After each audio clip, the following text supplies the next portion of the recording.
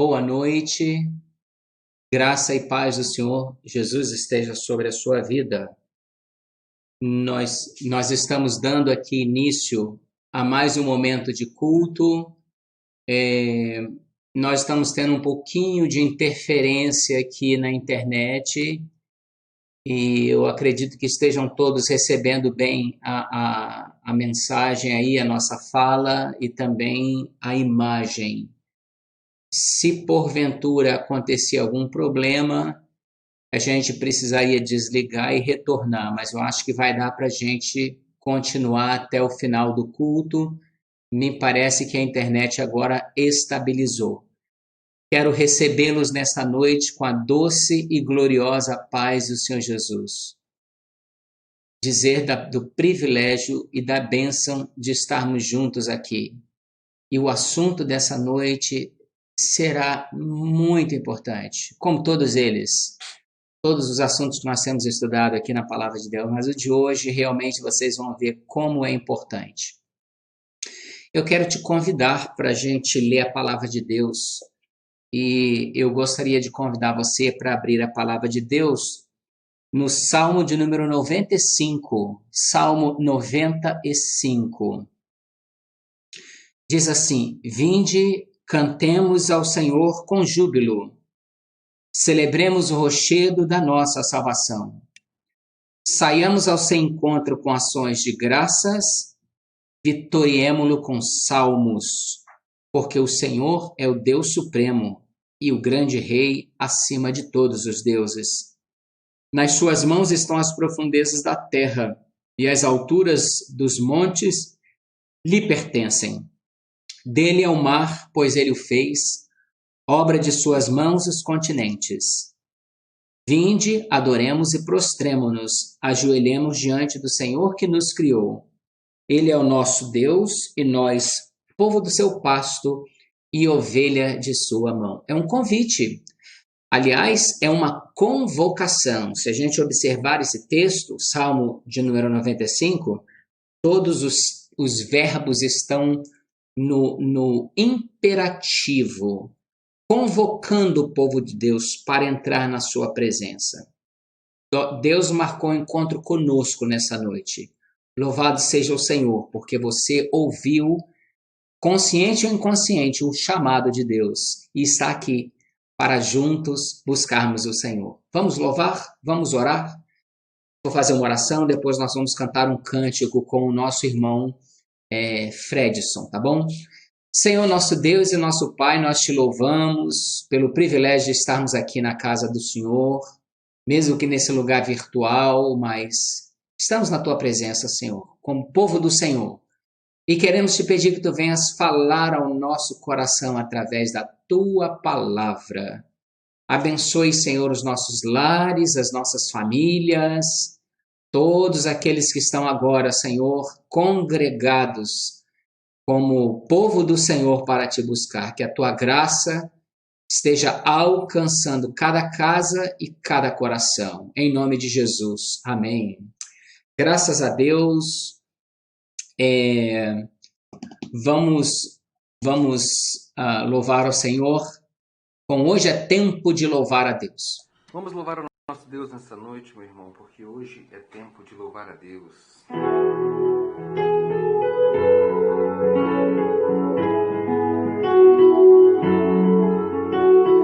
Hoje é tempo de louvar a Deus. Em nós agora habita o seu Espírito. Então é só cantar e a Cristo exaltar.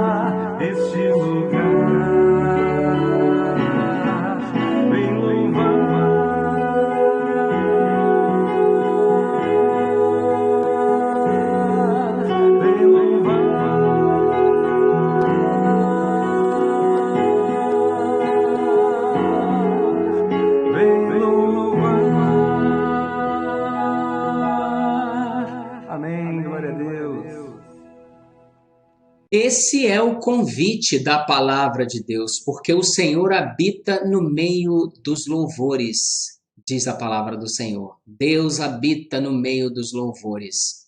E ele se agrada quando o seu povo se reúne para louvá-lo em espírito e em verdade. Meu Jesus maravilhoso és, minha inspiração a prosseguir. Vamos continuar nesse momento com o nosso irmão Fredson, louvando ao Senhor e declarando quão maravilhoso é o nosso Deus. Glória a Deus, irmãos. Vamos louvar ao Senhor mais uma vez.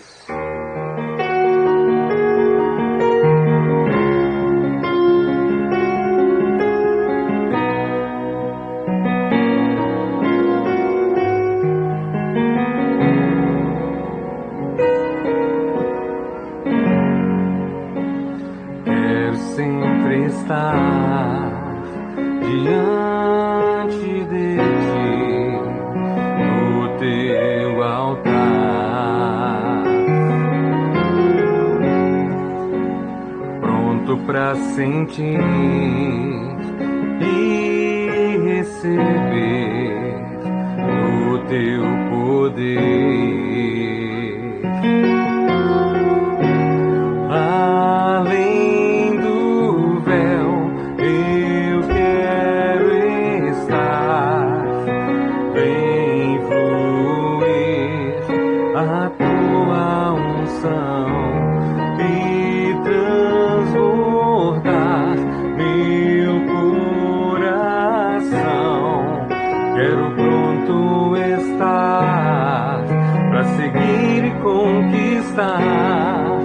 Renova a unção sobre mim para profetizar e pregar a libertação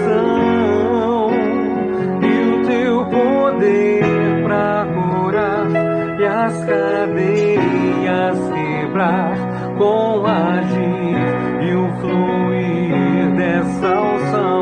Uma só palavra que Deus mandar vai fazer a minha vida mudar. Em meio às lutas eu vou triunfar, pois eu sei que é só em ti confiar. Se o inimigo quiser me combater, não há nada que me faça temer. Não importa o que enfrentarei, com a unção imbatível serei. Uma só palavra que Deus mandar vai fazer a minha vida mudar. Em meio às lutas eu vou triunfar, pois eu sei que é só em ti confiar. Se o inimigo quiser me combater, não há nada que me faça temer.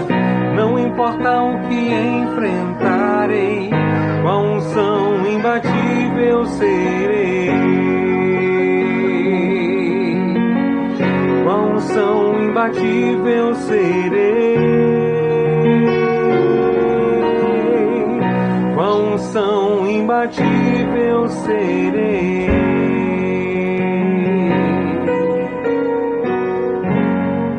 Amém.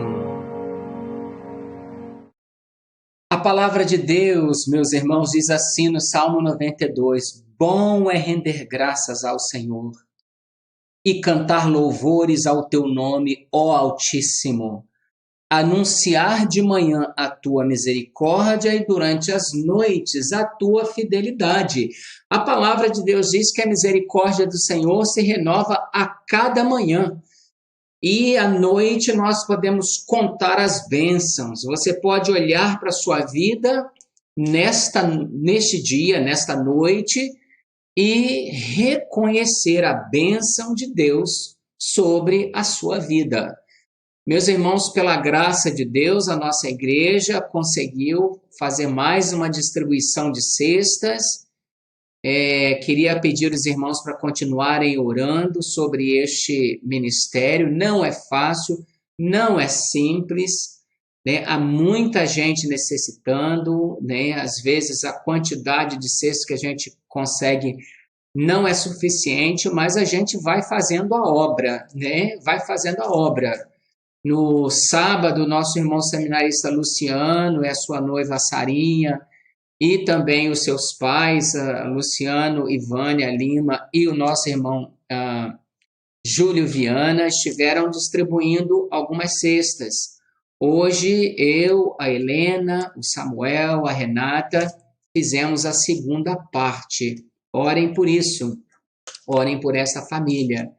Também peço aos irmãos que continuem orando pelo Antônio, ele já foi no médico, graças a Deus, e conseguiu se estabilizar lá, né? Então ore por ele, né? Para Deus poder realmente assim abençoar a vida dele, continuar abençoando, né? A vida dele, tá bom? Os irmãos estão conseguindo me ouvir? Me dê um alô aí, porque eu perdi aqui. Ok, eu perdi aqui a minha conexão. Os irmãos estão ouvindo bem? Por gentileza, só dê um ok para mim aí, para eu poder saber que está tudo certinho, tá? Porque aqui no meu tá dando uma travadinha. Então, eu estou aguardando aqui alguém falar: oi, pastor, tudo bem, né? Sim, ok, tá ótimo, porque a minha internet aqui no meu celular não está conseguindo segurar bem. Ok, graças a Deus, então. Então eu vou aqui sendo guiado por vocês ali, tá bom? Vamos orar mais uma vez. Eu quero convidá-los para a gente falar com o Senhor novamente, tá bom? Oremos. Pai querido, abençoe o teu povo, aonde, Senhor, os irmãos estiverem nas suas casas, Senhor, através da conexão do celular, do computador. Senhor, que bênção é podermos ter esse canal aqui, esse lugar virtual, Senhor, que apesar de ser virtual, é extremamente real e espiritual, porque estamos fazendo no nome de Jesus. Ó Deus, abençoe cada vida. Abençoe, Senhor, o teu povo, com a graça do Senhor, em nome de Jesus. Amém. Amém. Eu quero, a gente vai acostumando, né, irmãos? A gente vai acostumando com uma situação e quando isso perde, a gente fica um pouco assim também, um pouco perdido. Então, eu perdi contato aqui, tá? No meu celular. Então, por isso eu estou um pouco perdido aqui, não estou conseguindo mais ouvir o que vocês estão assistindo aí. Olha aí, nós temos muitos irmãos chegando aí, graças a Deus. Depois a gente vai conhecer cada um aí. Eu queria te convidar para você abrir a sua Bíblia no livro de João, no capítulo 4.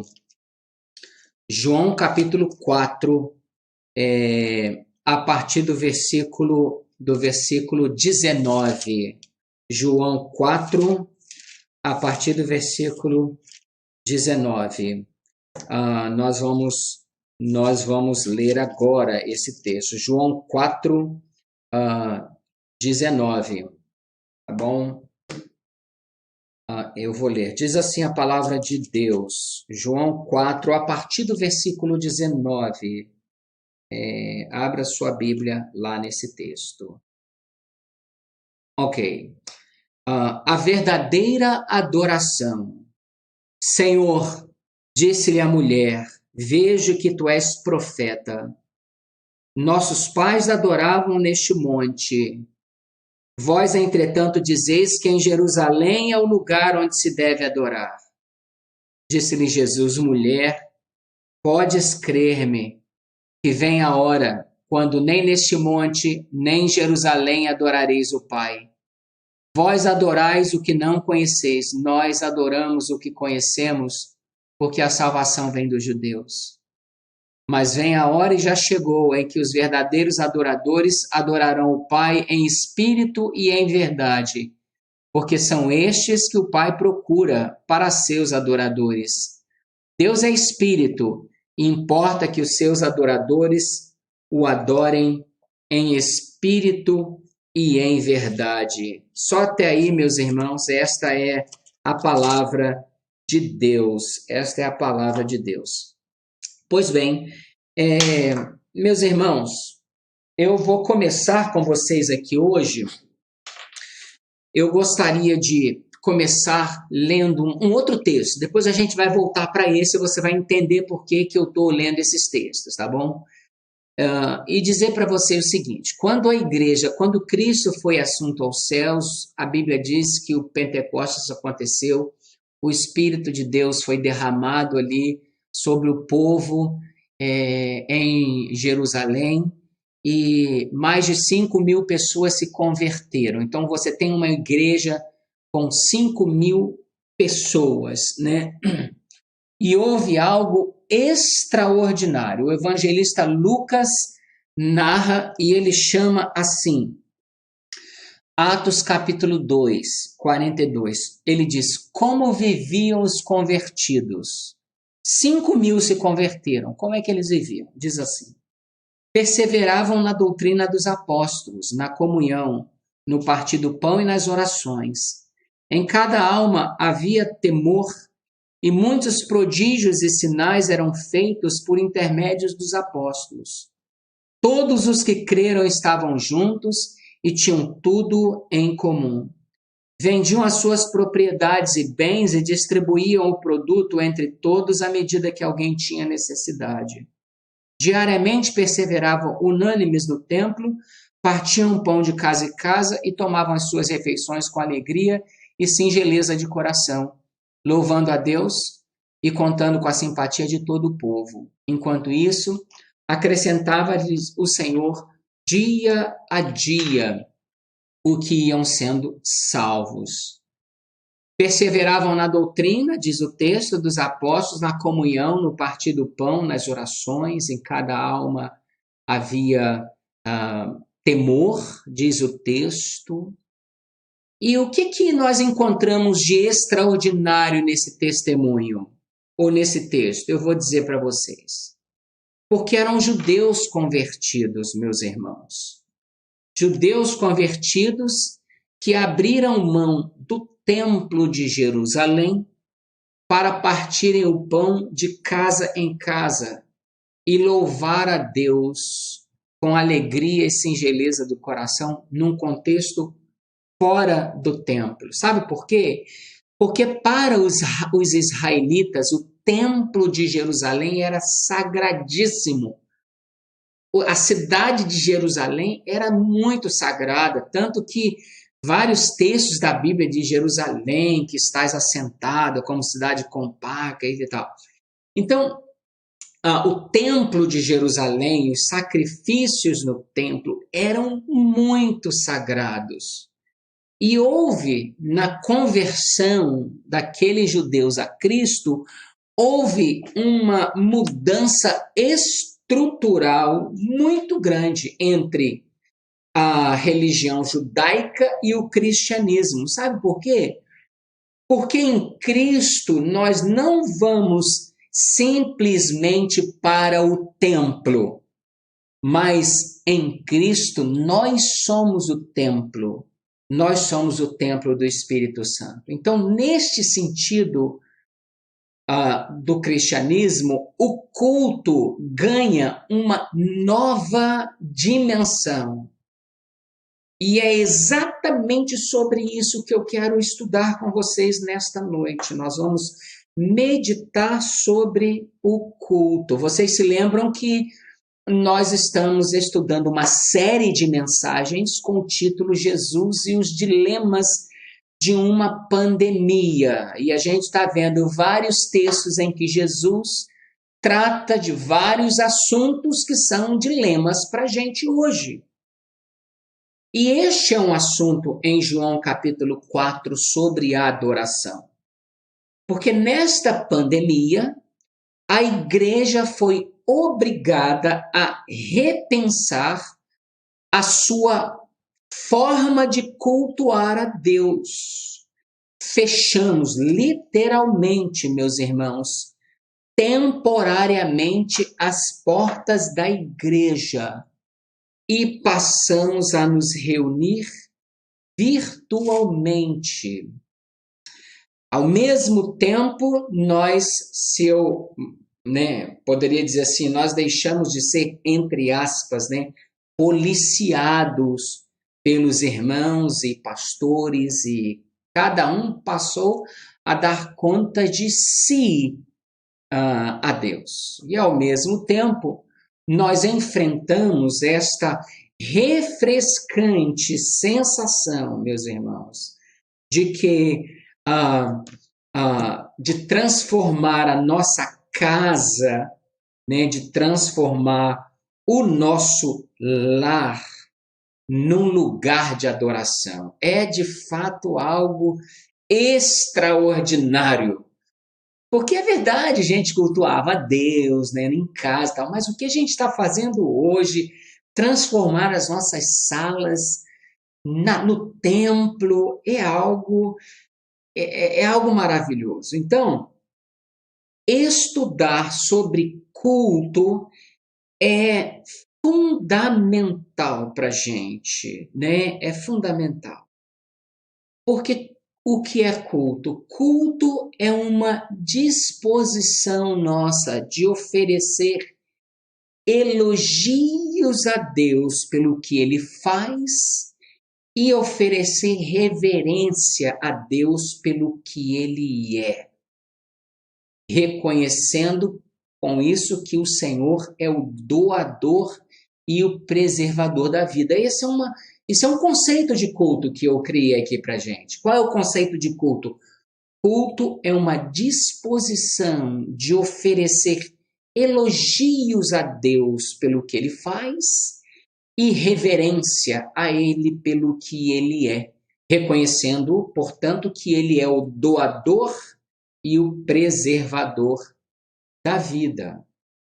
Culto, em outras palavras, é liturgia, ou seja, é um serviço espiritual.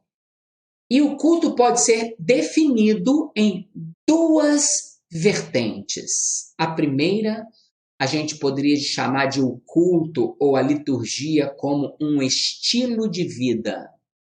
Isso mesmo. Colossenses capítulo 3, versículo 16 afirma assim: tudo que fizerdes, fazei para o Senhor. 1 Coríntios capítulo 10, versículo 31 diz assim: tudo que fizerdes, fazei para a glória de Deus. Então, na vida cristã, todas as nossas ações têm significado espiritual e busca sempre glorificar a Deus. Então, neste sentido, meus irmãos, culto não é apenas um momento, mas é um estilo de vida. Tudo aquilo que você fizer, você precisa fazer para cultuar a Deus. Mas a segunda vertente é que o culto é um ato devocional. Salmo de número 100 diz assim: entrai por suas portas com ações de graças e nos seus átrios com hinos de louvor.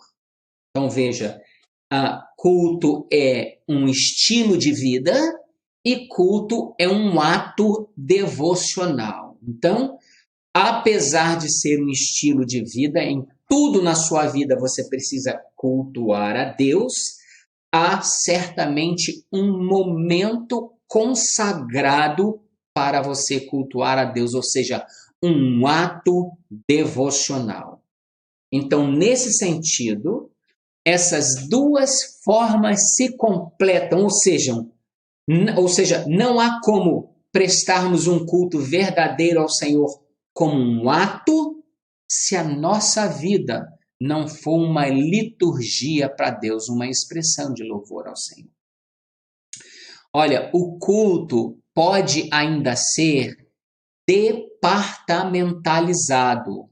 O culto pode ter vários departamentos. Por exemplo, nós podemos ter o que nós chamamos de o culto público, nós podemos ter um culto privado. A Bíblia diz assim: entra no teu quarto e em secreto ora a Deus que Ele te compensará. Existe o que nós chamamos de culto doméstico, quando a família se reúne em torno da palavra. Existe culto evangelístico, quando nós fazemos programações ao ar livre para pregar o evangelho. Todos esses formatos de culto exigem de nós a obediência a alguns critérios específicos. Por exemplo, nem tudo que você faz num culto privativo, pessoal, seu, no seu quarto, você não pode fazer num culto público. Por exemplo, né, se você está no seu quarto cultuando a Deus, adorando a Deus, talvez você esteja com uma roupa, por exemplo, mais à vontade, você pode ter uma situação mais à vontade, o que você não pode fazer num culto público. Então é preciso haver alguns critérios. Esses são alguns detalhes do culto, né?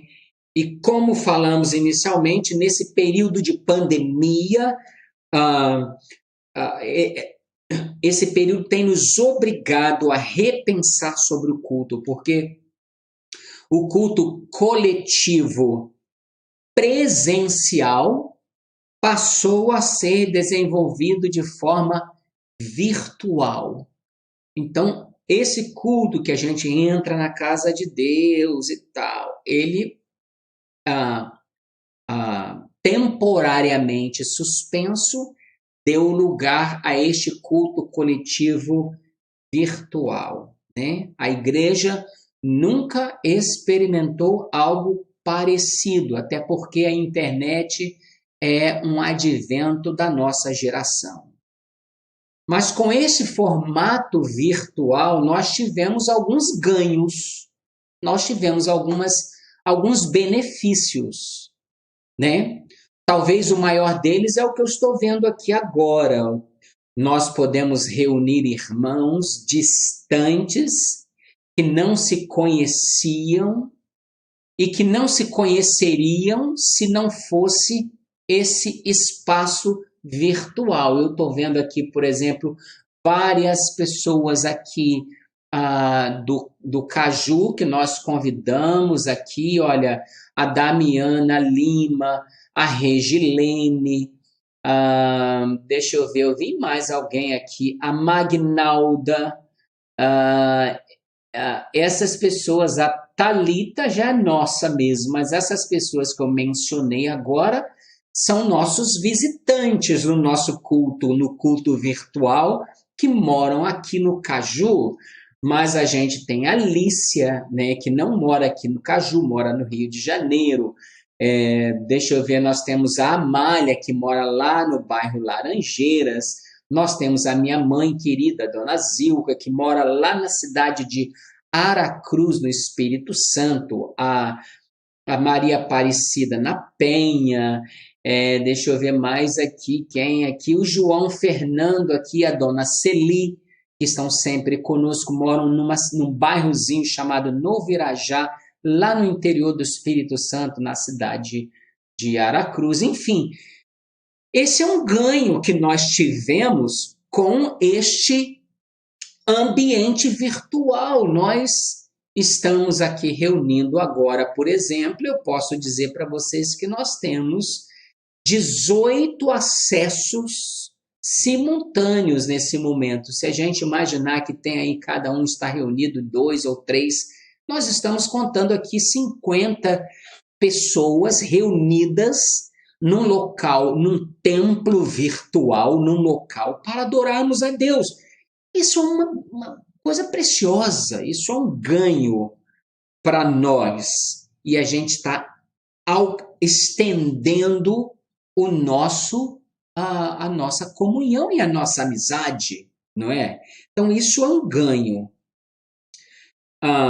É preciso, entretanto, tomar cuidado ou alguns cuidados com esse ambiente virtual, né? O mais importante dos cuidados que nós temos que ter no culto, como nós estamos aqui, hoje nós estamos falando sobre culto, tá, gente? Depois eu vou dar o tema direitinho, eu só estou fazendo uma introdução um pouco mais prolongada, mas para dar uma ideia para vocês sobre adoração. Talvez, assim, o mais importante que nós temos que lutar conosco mesmo, sabe o que é? Nesse ambiente virtual, então veja, o ganho é que nós temos pessoas, irmãos de vários lugares, mas o perigo é para nós não nos tornarmos meros espectadores, porque esse ambiente virtual ele não contribui para a troca, né, de mensagens, de orações, de cânticos. Então, esse ambiente virtual acaba nos deixando mais passivos e a gente não pode interagir muito entre um outro. Então, esse é um perigo que você precisa cuidar. Por isso que eu tenho dito, quando você está aqui no culto, você tem que imaginar como se você estivesse dentro da igreja. Então, é bom que você pregue a sua Bíblia, para você abrir a Bíblia. É bom que você cante os cânticos, como se você estivesse dentro do templo. Apesar de você estar sozinho na sua casa, mas para você não ser apenas um telespectador. Um outro problema do culto neste ambiente virtual, sabe qual é?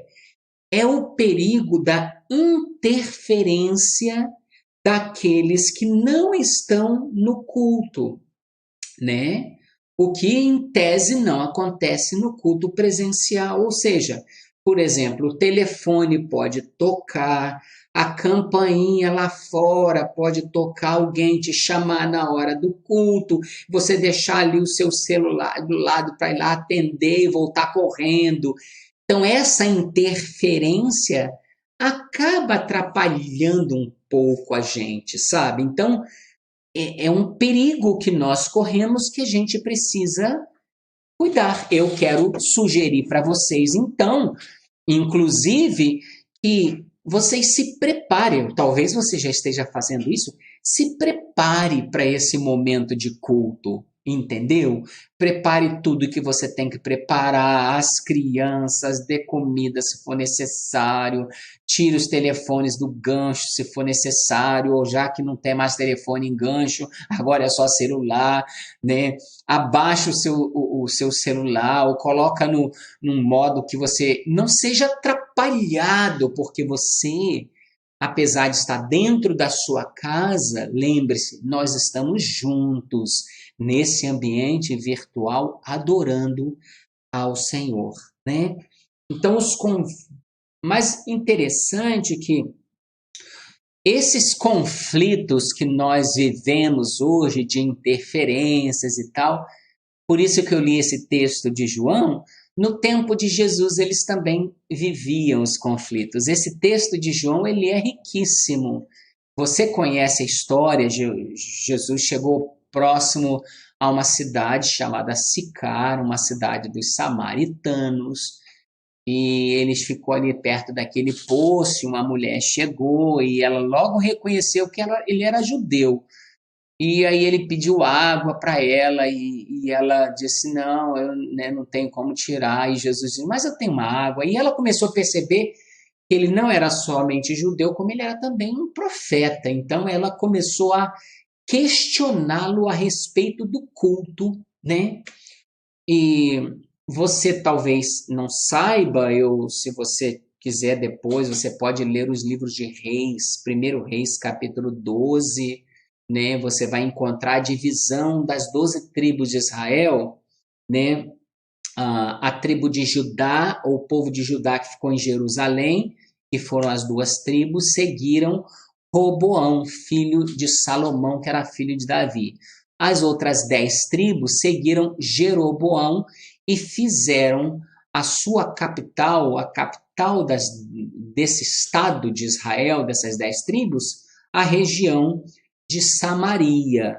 Lá em 2 Reis, no capítulo 17, você vai ver que, num certo momento, a Síria invadiu o reino do norte, né, o reino de Israel, que tinha a sua capital na Síria, e tomou aquela região, e os assírios enviaram para lá a parte do seu povo. E esses assírios se misturaram com esses judeus que moravam lá, e agora eles começaram a ser chamados de samaritanos. Então havia um conflito, uma guerra entre o norte e o sul. que era o povo de Israel, e os samaritanos. O povo de Israel não considerava os samaritanos puro sangue, né? E por causa dessa invasão da Síria e dessa, entre aspas, contaminação, dessa miscigenação cultural dos assírios com os israelitas que moravam no norte. Por causa disso, os samaritanos começaram a desenvolver o sistema de culto deles e começaram a ter entre os patriarcas Jacó como o seu patriarca maior, que teria bebido água naquele poço instituído ali, o local de adoração. O povo de Israel, que estava em Jerusalém, tinha como seu patriarca maior Abraão, o pai ou o avô de Jacó, né? Então, começou a haver essas duas guerras, essas duas separações. Nós adoramos aqui, eles adoram lá. Nós temos a adoração verdadeira e eles diziam, eu tenho a adoração verdadeira. E aí Jesus chega ali e aquela mulher faz essa pergunta para Jesus. Jesus, então diga para mim, já que o senhor é um profeta, onde que é o lugar para se adorar? É aqui em Jerusalém ou aqui em Samaria?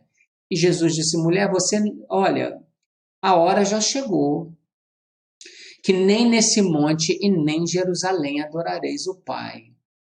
Porque Deus é espírito e importa que os seus adoradores o adorem em espírito e em verdade. Então, meus irmãos, nesse tempo de pandemia, nós precisamos pensar sobre culto à luz daquilo que Jesus falou e pensarmos sobre qual é a adoração bíblica. Hoje não existe uma guerra declarada entre os cristãos nesse sentido, mas talvez a gente pense assim, nós adoramos melhor, a nossa igreja é melhor, dá para pensar, nossa igreja é melhor, cada um puxa para um lado, né?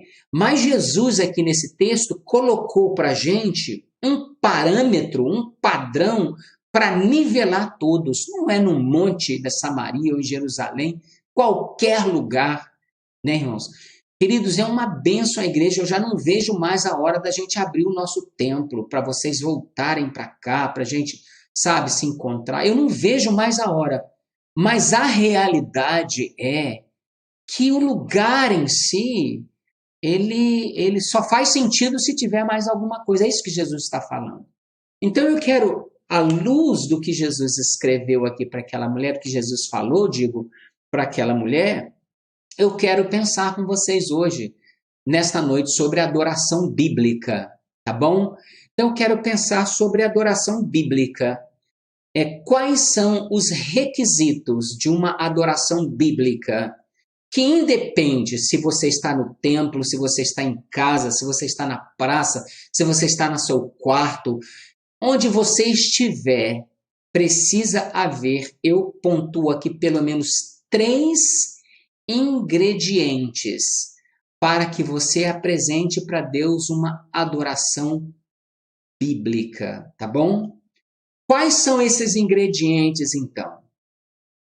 Que esse lugar virtual não atrapalha de termos e de adorarmos a Deus da mesma forma que a gente adora quando a gente está na igreja. Quais são esses ingredientes para uma adoração bíblica? O primeiro ingrediente chama-se coração sincero. Coração sincero. Deus é espírito e importa que os seus adoradores o adorem em espírito e em verdade. Esse é o primeiro requisito para uma adoração bíblica. Um coração sincero. No que diz respeito ao culto, o local é sempre sagrado e deve ser respeitado, mas o local em si nada mais é do que tijolos e paredes levantadas. O mais importante é o coração do adorador. Por isso Deus requer que aquele que se aproxime dele venha de coração sincero. Neste sentido, nós aprendemos um princípio inegociável, sabe qual é? Não é o lugar que vai fazer a pessoa, mas é a pessoa que faz o lugar. Uma pessoa pode estar dentro do templo, pode estar num local que na sua beleza te remete ao que é sagrado, mas ainda assim o seu coração pode estar longe de Deus. Jesus chama essa definição como culto em espírito e em verdade. Um culto com o coração do adorador, transparente diante de Deus. Olha, meus irmãos, não havia povo mais zeloso com o culto do que o povo de Israel. O templo de Jerusalém era protegido, guardado com grande zelo. Mas teve um tempo que Deus falou algo de Israel, que, gente, é estarrecedor esse texto. Eu vou ler para vocês, eu nem coloquei aqui nas minhas anotações porque ele é muito grande. Veja o que Deus diz para Israel em Isaías capítulo 1. Eu vou ler para vocês. Versículo 3. O boi conhece o seu possuidor e o jumento o dono da sua manjedoura, mas Israel não tem conhecimento. O meu povo não entende. Ai desta nação pecaminosa, povo carregado de iniquidade, raça de malignos, filhos corruptores, abandonaram o Senhor, blasfemaram do Santo de Israel, voltaram para trás. Por que haveis ainda de ser feridos, visto que continuais a rebeldia? Toda a cabeça está doente, e todo o coração enfermo, desde a planta do pé até a cabeça, não há nele coisa sã, senão feridas, contusões, chagas inflamadas. E aí ele vai dizendo, e aí ele chega e diz assim, olha, as vossas festas, lua nova, as vossas solenidades, a minha alma aborrece, o culto, eu não aguento. Olha que coisa, olha que declaração de Jesus para o povo de Israel, de Deus para o povo de Israel. Ou seja, o povo estava adorando naquele templo de Salomão, suntuoso, cheio de ouro, de marfim, de pedras preciosas, fazendo todos os sacrifícios, mas o coração deles estava distante. Então veja e guarde isso no seu coração. Coração sincero. É preciso que tenhamos consciência de que Deus conhece o nosso interior. E nesse sentido, o culto virtual acaba escancarando para nós, né? Não o que as pessoas pensam, não. Quando a gente está no templo, a gente pensa, será o que a pessoa está pensando de mim? Agora não, você está na sua casa, no seu lar, diante de Deus. Você e Deus. Guarde isso. Deus busca adoradores que o adorem em espírito e em verdade. Primeira característica do culto, que pode ser na casa, pode ser no templo, pode ser sozinho, pode ser acompanhado, qualquer lugar que você estiver, você for adorar a Deus. Esse primeiro requisito, um coração sincero. Segundo, um espírito de adorador a ser encontrado. Veja só, um adorador encontrado. O primeiro princípio é um coração sincero, mas uma verdade igualmente profunda é que Deus está à procura desses adoradores. Meus irmãos, o adorador busca a Deus como resposta que Deus nos buscou. Você está aqui nesta noite, eu estou vendo aqui vários visitantes, talvez você falou, não, o pastor me convidou, eu vou lá, né, vou participar e tal. Ou talvez você tenha pensado durante todo o dia, poxa, eu vou me preparar para o culto e tal, e você acha que você está buscando a Deus, mas na realidade foi o Senhor que te buscou. É isso que Jesus diz. Jesus diz assim, Deus procura adoradores que o adorem em espírito e verdade. Né?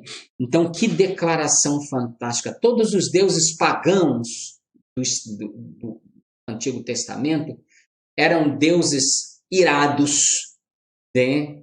Estátuas que ficavam lá paradas. E os seus adoradores dos povos pagãos tinham de trazer oferendas para aplacar a ira desses deuses. Os deuses, eles eram servidos porque os seus adoradores trabalhavam para eles. A Bíblia diz que o nosso Deus trabalha por aqueles que nele esperam. O nosso Deus nos busca, o nosso Deus te busca. E nesta noite, a pergunta para você é: você quer ser encontrado por Deus? Você quer ser encontrado por Deus? Deus procura adoradores que o adorem em espírito e em verdade. Então, em primeiro lugar, um coração sincero. Segundo lugar, adoradores encontrados. Nessa noite, que Deus possa encontrar aqui todos nós com o nosso coração voltados para Ele, com as nossas casas abertas para Deus, com a nossa família sentada ao redor da mesa para dizer: Senhor, eis-me aqui, eu estou aqui para te adorar. Nós não estamos aqui para participar de um culto, para sermos telespectadores, para assistir um culto, como a gente assiste um jogo de futebol, ou uma peça, ou a gente ouve uma música. Não. Você não entrou aqui para ver o pastor Jorge, né? Eu sei que tem várias pessoas, eu tenho amigos lá na cidade de Aracruz, aliás, mais um que eu não vi aqui. Se ele estiver me ouvindo, você pode escrever aqui: Clóvis. Clóvis é um amigão meu de infância, eu tive com ele esses dias, né? Não, nós não estamos aqui para assistir o pastor Jorge, para ver uma mensagem. Nós estamos aqui para adorar aquele que vive e reina pelos séculos dos séculos, para adorá-lo em espírito e em verdade. E ele procura a mim, ele procura você. E a minha oração é que Deus possa nos encontrar nessa noite, por causa do nosso coração sincero.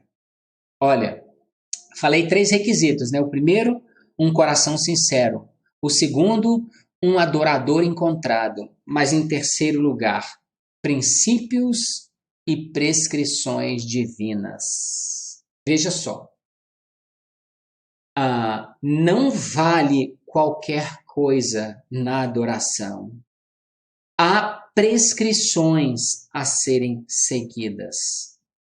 Quando Jesus disse que Deus buscava adoradores que o adorassem em espírito e em verdade, ele não apenas estava reforçando que o coração do adorador precisava ser sincero, mas também que o adorador não pode apresentar para Deus qualquer coisa. Você já ouviu uma expressão aqui? Olha, gente, eu não estou aqui, né, falando mal de nenhum pastor, não. Se você conhecer alguém assim, por favor, fique só para você, tá bom? Como seu pastor, estou te ensinando aqui como eu entendo. Eu tenho que te alimentar e cuidar de você, tá certo? Então, quando eu menciono isso, eu não estou aqui fazendo nenhuma crítica velada a nenhum dos meus companheiros.